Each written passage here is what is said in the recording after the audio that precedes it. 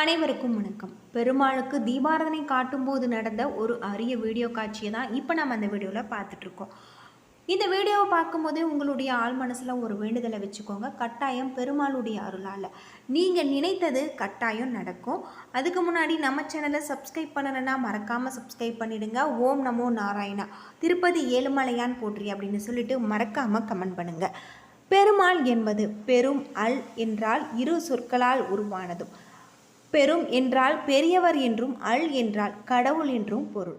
பெருமாள் என்பது மக்கள் மீது தனது தெய்வீக அருளை பொழியக்கூடிய பெரும் கடவுள். இவருக்கு திருமால், விஷ்ணு என பல பெயர்கள் இருக்குது அப்படின்னே சொல்லலாம். அது மட்டும் இல்லாமல் இவர் வைணவ சமயத்தின் முழு முதல் கடவுள். மும்மூர்த்திகளில் ஒருவரான விஷ்ணு உலகையுமே காப்பாராக இருப்பார். பிறப்பும் இறப்பும் இல்லா பரம்பொருளாக இருப்பதால் பரபிரம்மன், பரமாத்மா என்ற பெயர்களில் அழைக்கப்படுறாரு. பொதுவாக ஒவ்வொருவருக்குமே அவரவர் குடும்ப தெய்வம் அல்லது குல தெய்வம் இருக்குது. சிலருக்கு இஷ்ட தெய்வங்கள் இருக்குது. பொருள் இல்லாமல் இவ்வுலகில்லை, அருள் இல்லாமல் அவ்வுலகில்லை என்பாங்க. எனவே இந்த உலகில் வாழ தேவையான பௌத்த பொருட்கள் மற்றும் இன்பங்கள் நமக்கு இருக்கின்றது. அவற்றை அடைவதற்காக நாம் முயற்சிகளை கையாள வேண்டும். முயற்சி ஒருபுறம் இருந்தாலும் இறைவனுடைய அருள் வேண்டும் என்பது தான் அனைவரும் அறிந்த ஒன்று. நாம் வேண்டியதை அடைவ இறைவனை சரணாகதி அடைவோம். நமது தேவைகளை நிறைவேற்ற தர வேண்டிய இறைவனிடம் கையேந்துகிறோம். அந்த வகையில் நம்மை காக்கும் கடவுளான பெருமாளை நம்ம எப்படி வேண்டினால் நமக்கு வேண்டியது கிடைக்கும் அப்படிங்கிறத நம்ம முழுமையாக தெரிஞ்சுக்கலாம். பொதுவாக இறைவனை வழிபட பக்தி அவசியம். அது வேண்டும் இது வேண்டும் என்று கேட்பதை விட நமக்கு எது உகந்ததோ அது அருள் வேண்டும் என்று இறைவனிடம் வேண்டுவது ரொம்பவும் நல்லது. ஆனால் அதற்கு அதிக மனப்பக்குவம் நமக்கு வேணும். நாம் சாதாரண மனிதர்கள் தானே. எனவே இறைவனிடம் எனக்கு இது நிறைவேற வேண்டும், கல்வி வேண்டும், வேலை வேண்டும், செல்வம் வேண்டும், பொருள் புகழ் வேண்டும் என இன்னும் பல நமது ஆசைகளை கூறி இறைவனிடம் நிறைவேற்றி தருமாறு கேட்கிறோம். உண்மையான பக்தியும் நேர்மையான முயற்சியும் இருந்தால் நம்மால் அவற்றை அடைய முடியும். மும்மூர்த்திகளில் ஒருவரான பெருமாள் தான் நம்மை காத்து ரட்சித்து நாம் நலமோடு வாழ்வதற்கு தேவையான பொன்னையும் பொருளையும் தரக்கூடிய தெய்வமாக திகழ்கிறாரு. அப்படிப்பட்ட பெருமாளிடம் நம்முடைய வேண்டுதல்கள் நாம் வைக்கும் பொழுது நியாயமான வேண்டுதலாக இருக்கும் பட்சத்தில் அது விரைவில் நிறைவேறும் அப்படின்னு சொல்லப்படுது. பொதுவாக நாம் 9 சனிக்கிழமைகளில் பெருமாளை மனதார நினைத்து நம்முடைய வேண்டுதலை செய்ய வேண்டும். காலையில் எழுந்து சுத்தமாக குளித்துவிட்டு வீட்டு பூஜை அறையில் இருக்கக்கூடிய பெருமாளுடைய படத்திற்கு சுத்தம் செய்து அவருக்கு குங்குமம் விட்டு வாசனை மலர்கள் சாற்ற வேண்டும். கண்டிப்பாக துளசி சாற்ற வேண்டும். இதுபோல் நம்ம பெருமாளை வழிபடுவது நல்லது. துளசி மாலை பொருள் பெருமாளுக்கு மிகவும் உகந்த ஒரு பொருள். அது மட்டும் இல்லாமல் அதை தவறாமல் நாம் தவிர்க்க வேண்டும். மாலை கிடைக்கவில்லை என்றால் அது ஒரு தளம் தூசியாவது வைக்க வேண்டும். பிறகு பெருமாளுடைய படத்தின் முன்பு 2 நெய் தீபம் ஏற்றி வைத்து வழிபாடு செய்யுங்கள். அன்றைய தினம் அருகில் இருக்கக்கூடிய பெருமாள் ஆலயத்திற்கு செல்ல வேண்டும். அப்படி செல்லும் பொழுது பெருமாளுக்கு வாசனை மிகுந்த மலர்கள், தாமரைப்பூ, துளசி போன்றவற்றை வாங்கி வந்து செய்யலாம். இதோடு மட்டுமல்லாமல் அவருக்கு நாம் தீபம் ஏற்ற வேண்டும். இந்த தீபமானது மாவிளக்கு தீபமாக இருக்க வேண்டும். வீட்டிலேயே பச்சரிசி மாவை தயார் செய்து அத்துடன் சிறிது வெல்லத்தை கலந்து மாவிளக்கு தயார் செய்து எடுத்துக்கொள்ள வேண்டும். பெருமாளுக்கு முன்னால் ஒரு இடத்தை சுத்தம் செய்து அதில் மஞ்சள் தடவி அதற்கு மேல் பச்சரிசி மாவால் கோலம் போட வேண்டும். அதற்கு பிறகு பெருமாளுக்கு நாம் ஒரு வாழை இலை வைத்து 2 மாவிளக்கு அதன் மேல் வைத்து கொள்ள வேண்டும். மாவிளக்குக்கும் குங்குமம் வைத்து வழிபாடு செய்ய வேண்டும். நெய் ஊற்றி பஞ்சுத்திரி போட்டு தீபம் ஏற்றிய பிறகு மாவிளக்கிற்கு முன்பாக வெற்றிலை பாக்கு, வாழைப்பழம் வைத்து கற்பூரம் தீபம் ஏற்றி வழிபாடு செய்ய வேண்டும். கற்பூரத்தை ஏற்றிய பிறகு நம்முடைய வேண்டுதல்கள் என்னவோ அந்த வேண்டுதலை கூற வேண்டும். இந்த முறையில் தொடர்ச்சியாக 9 வாரங்கள் செய்து வாருங்கள். கட்டாயம் உங்களுக்கு பெருமாளுடைய அருள் கிடைக்கும். நம்முடைய வாழ்க்கையில் நல்ல ஒரு மாற்றத்தை தரக்கூடிய ஒரு வேண்டுதல்கள் நிறைவேறக்கூடியதாக தான் பெருமாளுடைய வழிபாடு இருக்குது.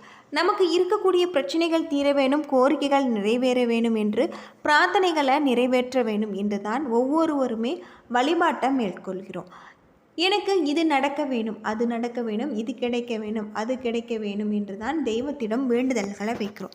இப்படி வைக்கக்கூடிய வேண்டுதல்கள் அனைத்தும் நிறைவேறுகிறதா என்று கேட்டால் கண்டிப்பான முறையில் அது இல்லை என்று தான் நம்ம சொல்ல முடியும். அனைவருக்குமே அவரவர் வேண்டுதல்கள் நிறைவேறுவது கூடாது. ஒரு சிலருக்கு மட்டுமே நிறைவேறுகிறது. அது முழுக்க காரணம் அவர்களுடைய உண்மையான பக்தி. யார் ஒருவர் உண்மையான பக்தியுடன் முழு நம்பிக்கையுடன் தெய்வத்தை நினைத்து வழிபாடு செய்கிறார்களோ அவர்களுக்கு தான் வேண்டியது நிறைவேறும் என சொல்லப்படுது. இப்படி நாம் வைக்கக்கூடிய வேண்டுதல்கள் நிறைவேற்றுவதற்கு பெருமாளை எந்த முறையில் நம்ம வழிபாடு செய்ய வேண்டும் என்பதை தெரிந்து நம்ம வழிபடுவது இன்னும் ரொம்ப நல்லது. பூலோகத்தில் நாம் எந்த அளவிற்கு நன்றாக வாழ்கிறோமோ வாழ வேண்டும் என்று நினைக்கிறோமோ அந்த அளவிற்கு பெருமாளை நினைத்து வழிபாடு செய்ய வேண்டும். பிரச்சனைகளில் இருந்து நம்மை காத்து ரட்சித்து நாம் நலமோடு வாழ்வதற்கு பெருமாள் வழிபாடு மிகவும் முக்கியம். அப்படிப்பட்ட பெருமாளிடம் நம்முடைய வேண்டுதல்கள் நாம் வைக்கும் பொழுது நியாயமான வேண்டுதல்களாக இருக்கும்.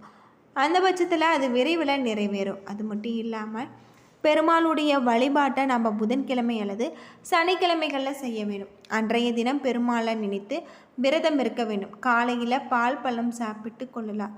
விரதம் இருக்க வேண்டும். பூண்டு வெங்காயம் சேர்க்காத சமையலாக இறைவனுடைய நம்ம மிகப்பெரிய ஒரு மாற்றத்தை தரக்கூடிய வேண்டுதலாக தான் இருக்கும்.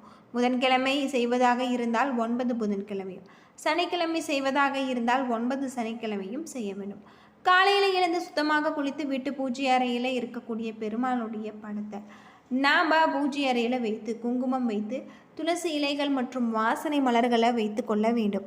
அது மட்டும் இல்லாமல் அன்றைய தினம் அருகில் இருக்கக்கூடிய பெருமாளுடைய ஆலயத்திற்கு செல்ல வேண்டும். அப்படி செல்லும் பொழுது பெருமாளுக்கு வாசனை மிகுந்த மலர்கள், தாமரை பூ, துளசி போன்றவற்றை வாங்கி தர வேண்டும். இதுபோல செய்து வருவதன் மூலம் ஒவ்வொரு சனிக்கிழமையும் புதன்கிழமை நாட்களும் 9 வாரம் நம்ம தீபம் ஏற்றி வழிபட்டு வந்தோம்னா நம்முடைய வாழ்க்கையில் இருக்கக்கூடிய அனைத்து விதமான பிரச்சனைகளுக்குமே நல்ல ஒரு தீர்வு கிடைக்கும். அது மட்டும் இல்லாமல் இந்த காலகட்டத்தில் பெருமாள் வழிபாடு மிக முக்கியமான ஒரு வழிபாட்டு முறையாக இருக்குது.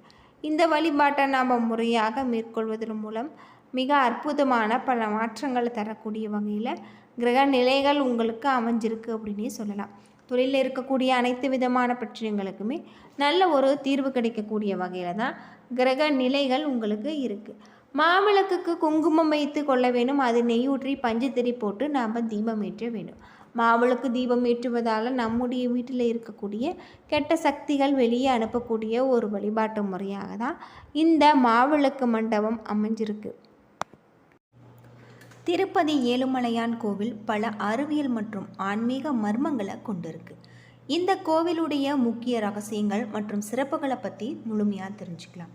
கோவில் கருவறையில் எடுக்கப்பட்ட ஒரு அரிய வீடியோ காட்சியை தான் இப்போ நாம் அந்த வீடியோவில் பார்த்துட்ருக்கோம். ஏழுமலையானுக்கு தீபாராதனை காட்டும் ஒரு அரிய வீடியோ காட்சியை தான் இப்போ நம்ம பார்த்துட்ருக்கோம்.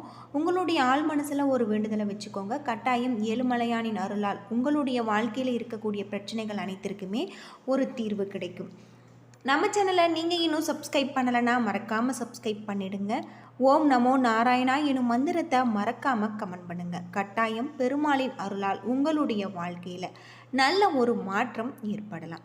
இந்த மூலவர் சிலை 9 அடி உயரம் கொண்டிருக்கு. இந்த சிலையில் பூமியின் மேற்பரப்பில் இருந்தாலுமே எப்பொழுதுமே 110 டிகிரி பாரன்ஹீட் வெப்பநிலையில் தான் இது காணப்படுது. சாதாரண கருங்கல்ல பச்சை கற்பூரம் தடவினால் கல் வெடித்து விடும். ஆனால் இவ்வளவு அடர்த்தியான பச்சை கற்பூரம் சாத்தப்பட்டு இந்த சிலையில் எந்த ஒரு பாதிப்பும் ஏற்படுவது இல்லை. பல அதிசயங்களை கொண்டிருக்கக்கூடிய வகையில் தான் அமைஞ்சிருக்கு. ஆந்திரா மாநிலத்தையும் அதன் சிறப்பை சுற்றிருக்கக்கூடிய கோவில்களில் மிகவும் பிரபலமானது தான் வெங்கடேஸ்வரா கோவில். திருமலைகளில் 7 சிகரங்களில் ஒன்றாக அமைஞ்சிருக்கு. நாடு மற்றும் உலகம் முழுவதுமே இருக்கக்கூடிய கோவில்களை விட இந்த கோவிலுக்கு தான் பக்தர்கள் அதிகமாக இருக்காங்க. இந்த கோவிலின் கட்டிடங்கள் பழைய கால முறையில் அமைக்கப்பட்டிருக்கும். இதனுடைய சிறப்பாக சொல்லப்பட்டிருக்கு. இங்கே இருக்கக்கூடிய வெங்கடேஸ்வரா கோவில் திருப்பதி உலக வரைபடத்தில் ஒரு தனித்துவமான இடத்துல வச்சுருக்காங்க என்றால் அதனுடைய பெருமை வெங்கடேஸ்வரா கோவிலை சேரும். மேலும் இது திருப்பதியில் பார்க்க வேண்டிய மிக முக்கியமான கட்டாயமான இடங்களில் ஒன்று. விஷ்ணுவின் அவதாரம் என நம்பப்படும் வெங்கடேஸ்வருக்கு இந்த கோவிலில் அர்ப்பணிக்கப்பட்டிருக்கு. இந்த கோவிலின் திருப்பதி திருமலை கோவில், திருப்பதி பாலாஜி கோவில் என மக்கள் கூறப்பட்டிருக்காங்க. இது கடல் மட்டத்தில் இருந்து 2799 அடி உயரத்தில் அமைஞ்சிருக்கக்கூடியதாகும். திருப்பதியில் இருக்கக்கூடிய அனைத்துமே சுற்றுலா தலங்களில் இது மிகவும் பிரபலமானதாக தான் வெங்கடேஸ்வரா கோவில் அமைஞ்சிருக்கு. உலகில் பணக்கார கோவிலில் ஒன்றாக அறியப்படக்கூடிய வெங்கடேஸ்வரா கோவில் ஒவ்வொரு ஆண்டுமே சுமார் 30 முதல் 40 மில்லியன் மக்கள் வருகை தராங்க. என்ன நண்பர்களே, இந்த வீடியோ உங்களுக்கு பயனுள்ள ஒரு தகவலை தந்திருக்குன்னு நினைக்கிறேன். வீடியோ பிடிச்சிருந்தால் லைக் பண்ணுங்கள், ஷேர் பண்ணுங்கள், கமெண்ட் பண்ணுங்கள். நன்றி நண்பர்களே.